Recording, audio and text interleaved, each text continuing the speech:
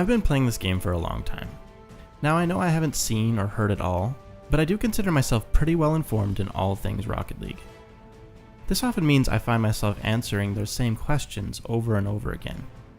Now oftentimes these answers don't solve the problem, but understanding why something happens can go a long ways into accepting and moving on. In short, answers are good for your mental health even if they don't necessarily solve the problem. Today I'm going to go over 4 common Rocket League questions or misconceptions. Now some complaints have legitimate merit, and the simple answer is, something's broken. But we also have to remember that most of us are not game developers, and things we think are broken is actually just the game doing the best it can within the circumstances. We give ribbons for things like that these days. Good job, Psionics. Question 1 could actually be asked in several different ways. It could be, didn't I hit that? Wasn't that still in the air? Or maybe, why did that go through my car?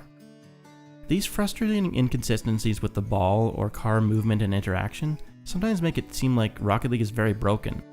But in most of these situations, what you're actually experiencing is caused by an intended feature that Rocket League needs to be playable. What I'm talking about is client-side prediction. In the background here, I'll be playing a psionics presentation about the inner workings of Rocket League. It's over an hour long, but if my simple explanation doesn't satisfy you, feel free to click in the right-hand corner to watch the whole video. Client-side prediction means your client runs its own physics without having to wait for the server. Now for your own car, it's usually pretty good at keeping up with your inputs. But when it comes to other cars and the ball, sometimes these predictions will be wrong due to latency and how instant some actions in Rocket League can be.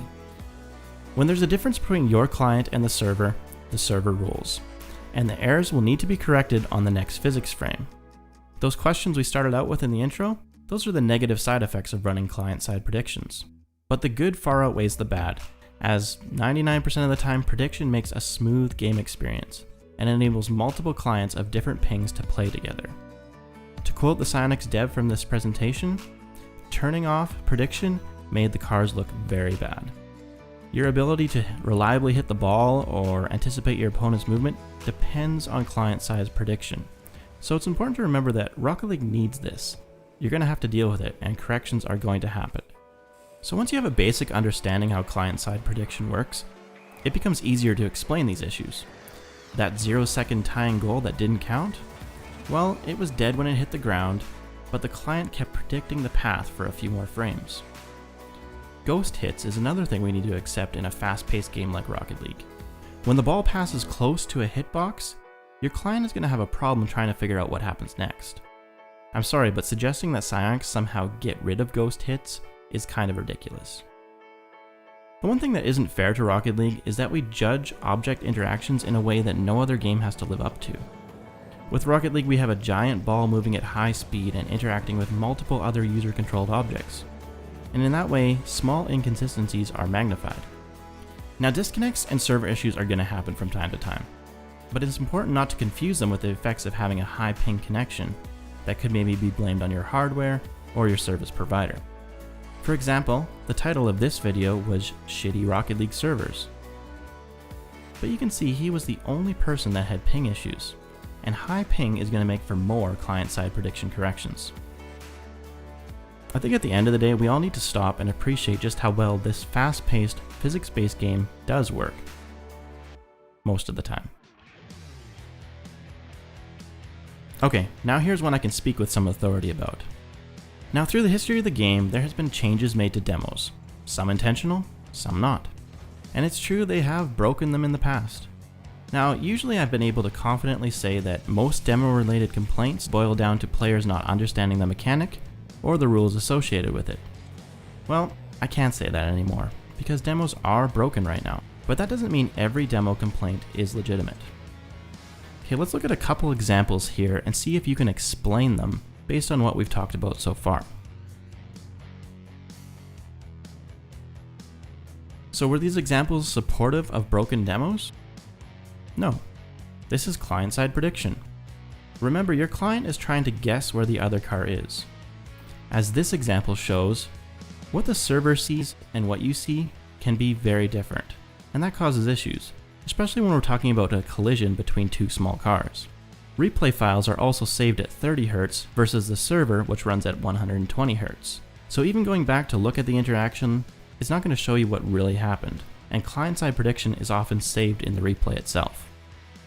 Another thing to remember is that you have a very limited view of what is happening on the field. I've had people swear to me that the guy wasn't going fast enough to demo them. In those situations, I save the replay, go back in, and check. Yep, legitimate demo. But let's not ignore the point that demos are broken, and they're broken in two distinct ways. First of all, despite what a lot of people claim, demos are broken in a way that makes them easier, not harder. Here's the original rules for a demo, and an example of how the angle requirements are a lot wider than the advertised 45 degrees. I think if psionics ever fixes this, we're going to have more complaints about demos being broken, because those side-swiping or high-angle collisions that used to give demolitions won't anymore. Now, the broken impact angles has been around for months, and yes, psionics has been made aware of it. But recently, a new issue has started. In head-on-head situations, demo trades are no longer happening.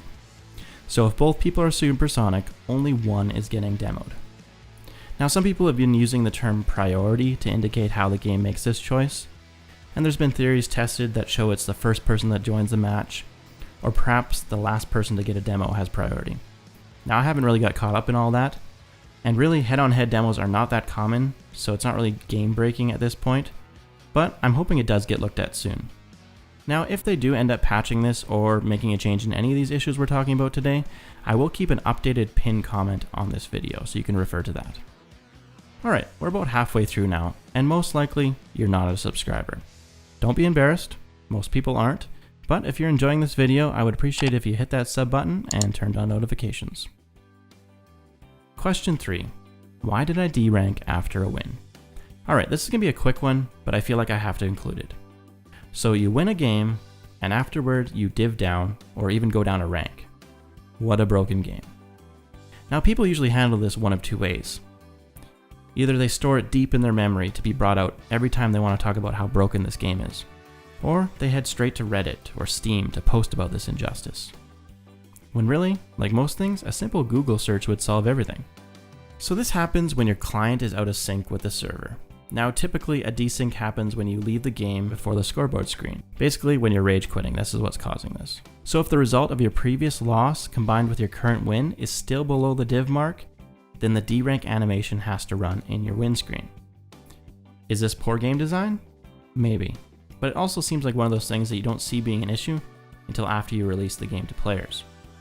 Now, it may seem like an easy fix, but remember, we're not game developers. There could be a lot of interconnected systems or significant tech debt involved in fixing something like this. So we can see maybe it's not a priority. It's also interesting to note that it's possible to go the other way too. I actually wondered, has anyone ever complained about ranking up on a loss? I was only able to find one such post. Question 4. Is the ranking system broken? Now, this isn't asking if we need a new ranking system, which is a very loaded question. I don't want to get into talking about skill differential or the percent in GC. We're going to leave that alone. What I want to address is, does the current rank system we have now adequately work for a majority of the player base? And the simple answer is yes. The rank system works as advertised. It's not broken. Once again, a lot of the complaints you see is based on people not understanding ranks and matchmaking, or exaggeration. Rocket League players exaggerate. Who knew? Now, rather than try to address every type of complaint, I think running through a basic example of how matchmaking rating works is going to cover most of these alleged issues.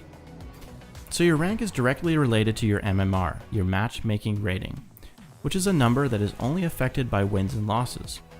And the average MMR gain or loss is about 8 per match. So for example, let's say you were at an MMR of 960, which would make you a Diamond 1 Div 2. As a Diamond, you could get matched up against a Plat 3 Div 3.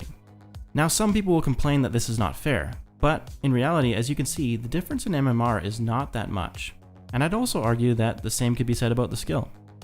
But also, you need to remember that the MMR system is designed to account for these minor discrepancies. The Diamond is seen as more likely to win, so his MMR gain from the win may only be 6, and the plat will suffer a reduced MMR loss. If we go the other way and the plat wins, it's going to be rewarded with more MMR, due to the slight mismatch. It's impossible for the matchmaking system to match you only against your exact rank down to the division. That's not realistic. But the varying MMR system does make broader matches fair in the long run, so matchmaking across ranks is not a broken system. Alright, next, let's look how simple math can explain common rank down complaints. Now, to keep it simple, we're just going to pretend that a rank is 100 MMR with each division being 25. There's 4 divisions in the rank. Let's say you are Bronze 1 Div 3 sitting at 51 MMR. Using the average rate of 8 MMR per win, it would take 3 wins for you to get to Div 4, or 75 MMR. But if you lose your next game and drop 8 MMR, you can see that 1 loss will make you lose your division. So 3 wins gets you into the next division, but 1 loss is going to drop you back out. This is not broken, this is simple math. In the end, a lot of the rank complaints I see don't have any evidence. I mean, for example, I found this guy in the comments section of one of Sunless Khan's Guess Their Rank videos. People like this are mostly just uninformed about how the system works. That's why I'm making this video. I mean, yeah, maybe he has beaten 50 champs, but in the end, he can't be winning more than he loses, or else he'd be out of Diamond 3. His position is weakened even more by the other evidence he presents. He div down on a win? Well, we know why that happens, right? And why does he even include the MVP part? That has nothing to do with ranking up or down. Clearly this guy has been holding on to this amazing example of how ranked is broken, and it's starting to consume him, when really a simple Google search would answer a lot of his questions. But wait, he does use Google. I didn't even know you could use the amount of search results to prove a point like this. Amazing. Let's try it out. This is huge, guys. Look how many results there were. I'll take it. The internet has spoken. Now I'll agree the matchmaking system has its quirks, but it's definitely not random or luck-based. Most times people can make a new account and pretty easily get back up to the rank of their original one, as related in this YouTube comment. Now if you want to dive deeper into how the system works, I'll link a post by Reddit user ytzi in the description. Some of the examples we looked at today in this video were taken from his detailed write-up. And speaking of ranked, did you know that there's 3 players that have reached Grand Champion on the Nintendo Switch now? I actually put together a little PC versus Switch show match with these guys, so check it out if you want to see how they measure up. If you have any other questions you want me to tackle in a future video, leave a comment below. It might even be something you know the answer to but are just tired of explaining to people, so think about it. I make the video, you just have to send them the link from now on. Easy.